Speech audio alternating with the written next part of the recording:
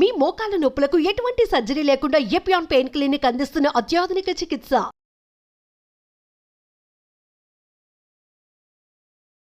ఆరోగ్యాభిలాషులైన ప్రేక్షక మిత్రులకు నమస్కారం.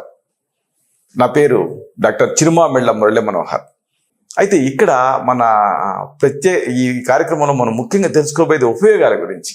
అసలు కాఫీ ఇంతగా దీన్ని చూస్తే భయపడాల్సిన అవసరం ఉందా? దీంట్లో ఏమన్నా ఉపయోగాలు ఉన్నాయా? ఇది తెలుసుకుందాం. కొంతమంది ఆల్కహాల్ తీసుకుంటారు కదా, ఆల్కహాల్ తాలూకు దుర్లక్షణాలు కనిపిస్తూ ఉంటాయి. అలా కనిపించకుండా కాఫీ తాగితే, అంటే కనిపించకుండా ఉండాలంటే, అంటే ఆల్కహాల్ మదాత్యం అంటాం, ఆల్కహాలిజం తాలూకు లక్షణాలు కనిపించకుండా ఉండాలంటే కాఫీ తాగితే ఆల్కహాల్ తాలూకు ఆ తీవ్రత తగ్గుతుంది. ఇది కాఫీకి సంబంధించి ఒక ప్లస్ పాయింట్, అంటే ఉపయోగం. అలాగే కాఫీ డికాక్షన్ తాగితే జలుబు తగ్గుతుంది, దగ్గు తగ్గుతుంది. అలాగే కొంతమందికి కునికిపాట్లు ఎక్కువ పడుతూ ఉంటారు, అతి నిద్ర, అది తగ్గుతుంది. ఇంకా మూత్రం రాని వాళ్ళు కాఫీ తీసుకుంటే మూత్రం సాఫీగా నడుస్తుంది. అలాగే కొంతమందికి బాగా వణుగ్గా అనిపిస్తూ ఉంటుంది, చలిగా. అలాంటి వాళ్ళకి ఆ చలి ఫీలింగ్ తగ్గుతుంది, ఎందుకంటే బ్లడ్ సర్క్యులేషన్ పెంచుతుంది కాబట్టి కాఫీ. అలాగే కాఫీ గురించి ముఖ్యంగా చెప్పాల్సింది, ఇది హెయిర్ డైగా వాడుకోవచ్చు దీన్ని. అది కాఫీ ప్రత్యేకత. మనకి తెల్లటి బట్టల మీద కాఫీ పడింది అనుకోండి, ఒక బట్టను వదలదు, చూసారా? దీన్ని, ఈ లక్షణాన్ని మనం హెయిర్ డైగా వాడుకోవచ్చు. అంటే ఇది జుట్టుని సంరక్షించడంలో ఈ కాఫీ గింజలు పాత్ర చాలా కీలకం. ఇవి సహజమైనటువంటి గుణాలు కలిగి ఉంటాయి. దీంట్లో రసాయనాలు అస్సలు ఉండవు. కాబట్టి దీన్ని చక్కగా ఈ హెయిర్ డైగా వాడుకోవచ్చు. కండిషనర్లో ఒక 2 టీ స్పూన్ల కాఫీ కలిపి మీరు జుట్టుకి పట్టించండి. మామూలుగా మీరు ఏ కండిషనర్ అయినా వాడుకుంటూ ఉంటారు కదా, ఆ కండిషనర్కి మీరు ఏం చేస్తారు, ఈ కాఫీ గింజలు ఒక 2 టీ స్పూన్ల కాఫీని, కాఫీ పొడిని కానీ లేకపోతే కాఫీ గింజల పొడి చేసి కానీ ఆ పొడిని కానీ కలపండి, జుట్టుకి పట్టించండి. ఒక 5 నిమిషాల తర్వాత కడిగేసుకోండి.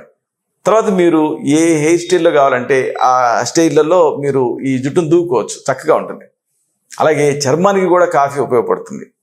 ముఖం పైన చర్మం ఒకవేళ నిర్జీవంగా మారినా, లేకపోతే డల్గా ఉన్నా, అలాంటప్పుడు ఏం చేస్తారంటే ఆలివ్ నూనెలో ఒక చెంచాడు కాఫీ గింజలు కలపండి, కాఫీ గింజల పొడిని కలపండి. ఆలివ్ నూనె, కాఫీ గింజల పొడి ఇప్పుడు ముఖానికి అప్లై చేయండి. అప్లై చేసి ఒక 10 నిమిషాల పాటు ఉంచండి. ఆ తర్వాత కడిగేసుకోండి. ముఖం చాలా బ్రైట్గా, చాలా ప్రకాశవంతంగా తయారవుతుంది. ఇక మరొక ఆసక్తికరమైన ఉపయోగం, కాఫీని ఐస్ క్యూబ్స్లో వేసి ఫ్రిడ్జ్లో పెట్టండి. అవసరమైనప్పుడు ఈ క్యూబ్స్ తీసుకోండి, అంటే కాఫీ డికాక్షన్ని మీకు ఐస్ క్యూబ్స్ చేసే ట్రేలు ఉంటాయి కదా, వాటిలో పోయాలి. పోస్తే అవి ఐస్ క్యూబ్స్ లాగా అయిపోతాయి. అవసరమైనప్పుడు ఆ క్యూబ్ తీసుకొని ముఖం పైన మర్దన చేసుకోండి. దీంతో బ్లడ్ సర్క్యులేషన్ పెరుగుతుంది, చర్మం మంచి నిగారింపు సంతరించుకుంటుంది, మంచి ఫ్రెష్ లుక్ వస్తుంది. అలాగే ఇంకొక విషయం చెప్పాలి మీకు, ఆసక్తికరమైన విషయం, చర్మ కణాల పునరుత్పత్తికి కాఫీ చాలా బాగా ఉపయోగపడుతుంది. దీన్ని మీరు స్క్రబ్ లాగా వాడుకోవచ్చు. అంటే ఈ కాఫీ మిశ్రమంతో చర్మం పైన నిదానంగా గుండ్రంగా మీరు మర్దన చేసుకుంటే కాఫీలో ఉండేటువంటి కొన్ని ప్రత్యేకమైన తత్వాలు, ఇవి ఆ కొల్లాజెన్ అని ఉంటుంది కదా, దాని ఉత్పత్తిని పెంచుతాయి. దీంతో ఆ స్కిన్కి ఒక రకమైనటువంటి నిగారింపు అనేది వస్తుంది, అంటే వేలాడకుండా ఉంటుంది. అందుకే సెల్యులైట్ ఉన్నప్పుడు, అంటే కొంతమందికి చర్మం ఇలాగా చర్మం కింద కొవ్వు చేరి గుంటలు గుంటలుగా కనిపిస్తూ ఉంటుంది.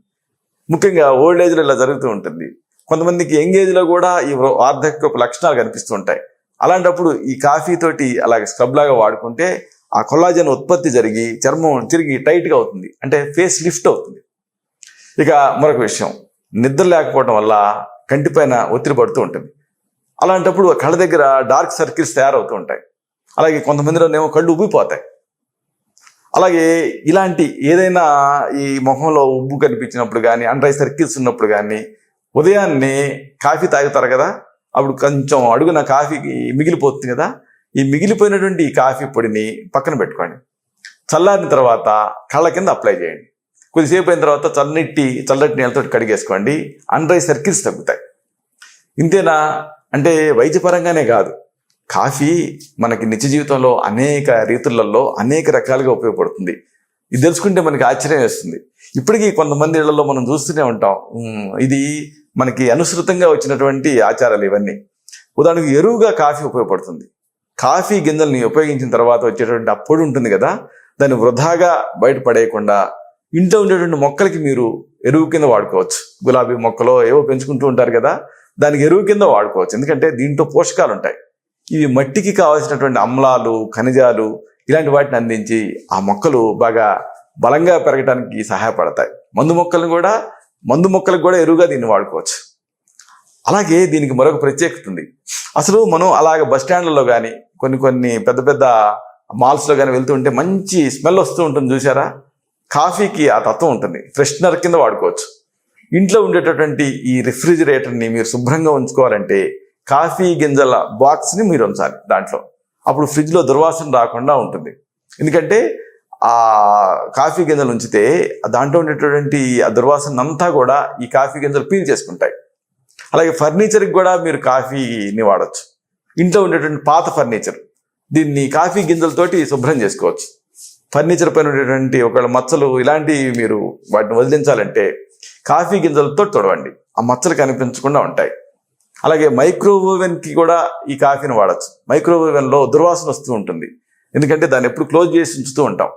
అలాంటప్పుడు ఒక కప్పు నీళ్ళల్లో 2 చెంచాల కాఫీ గింజల్ని కలిపి మైక్రోవేవెన్లో పెట్టి వేడి చేసి సరిపోతుంది. దాంట్లో ఉండేటువంటి దుర్వాసన పోతుంది. అలాగే కాఫీని స్క్రబ్గా కూడా వాడచ్చు. ఇంట్లో ఉండేటువంటి పాత్రలు, జార్లు వీటిని ఈ డిటర్జెంట్ ఇలాంటి వాటిని కాకుండా న్యాచురల్ పదార్థాలతో శుభ్రం చేయాలనుకుంటే అప్పుడు కాఫీ గింజల్ని మీరు స్క్రబ్ లాగా వాడితే సరిపోతుంది. అంటే కొద్ది నీటిలో ఈ కాఫీని కలిపి పాత్రను రుద్దితే సరిపోతుంది. కొత్తగా కనిపిస్తాయి. చూసారా? ఇలాగా ప్రతి దానికి వెలుగు నీడలు ఉంటూ ఉంటాయి. కాఫీ కూడా అంతే.